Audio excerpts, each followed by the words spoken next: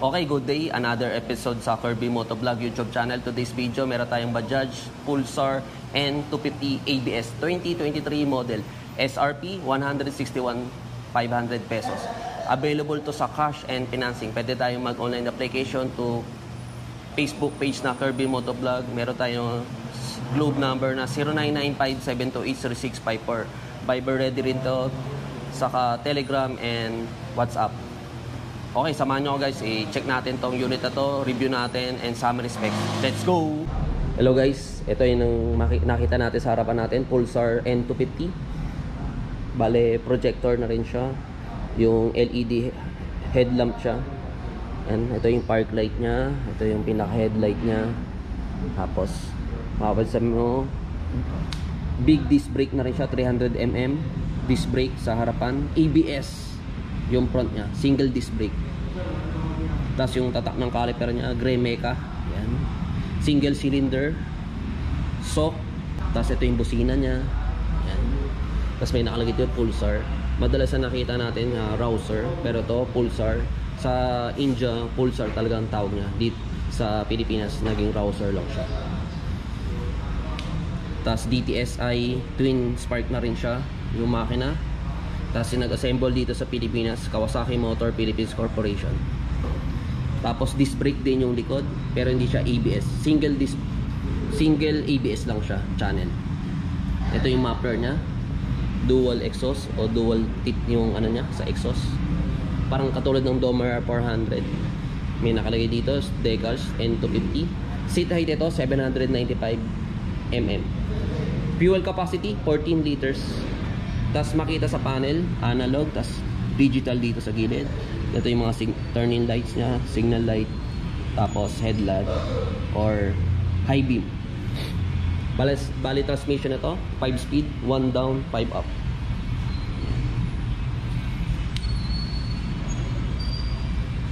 Tapos makita natin yung gulong, masyadong makapal. Okay, suabe, yan. Makapit naman din. Size ng gulong 130 by 70, 17 inches. Yung mugs, size ng gulong 130 by 70, tubeless. Hangin ng gulong sa likod. Pag single ride 28.5 o gawin natin 29. Pag may OBR or may angkas 32 PSI. Sa harapan naman 25. Kahit may angkas or may pillion, 25 pa rin. Size naman ng gulong sa unahan 100 by 80, 17 inches din yung mugs, tubeless. Tapos ang nagpapalamig dito oil cooled, hindi siya water cooled o liquid cooled. Bale yung oil pumapasok dito, pinapalamig niya ng hangin at binabalik niya para yun yung nagsi-circulate na ng papalamig sa makina. Kaya less maintenance. Tapos may mudguard natin siya dito sa likod.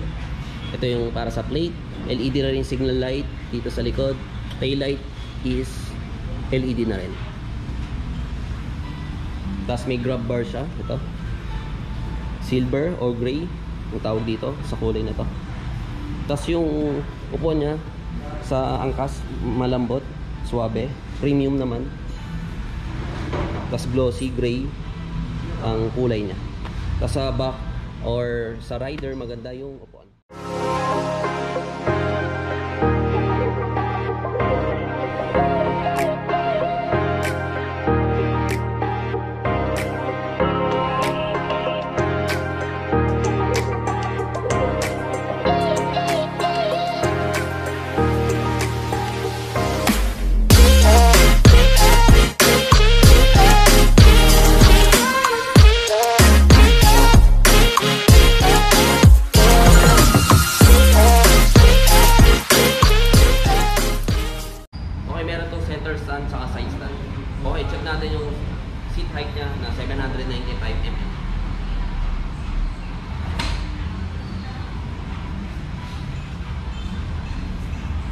abot ko naman pare sa dalawang paa. Yung side mirror niya okay naman, maganda yung viewing, kitang kita mo yun sa likod mo. Kasi yung brakes niya malambot, smooth. Yung clutch niya malambot din, kasi may passing, wala siyang hazard, may kill switch lang. Tapos ang kaganda dito, may charger port na rin siya, USB. Bali CP holder na lang, para rin long drive or malulobot ka na, pwedeng mag-charge automatic. Dito sa Philippines, wala siyang crash guard. Yung sa India, may nakita ko sa site nila, may kasama ng crash guard. Dito sa Philippines, wala pong kasama.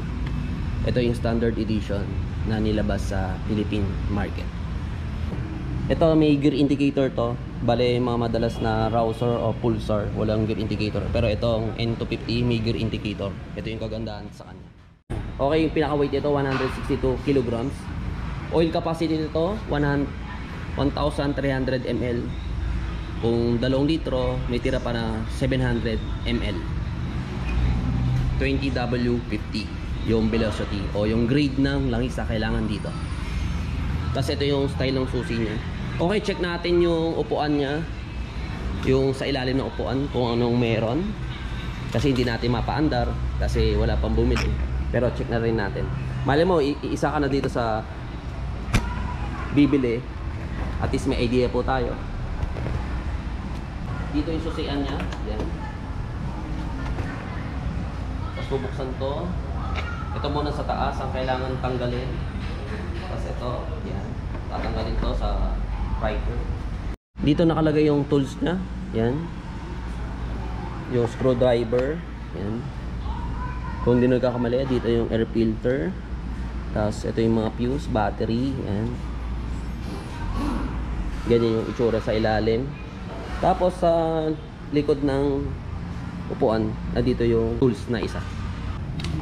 Yung fender niya sa unahan may extension na rin, yan.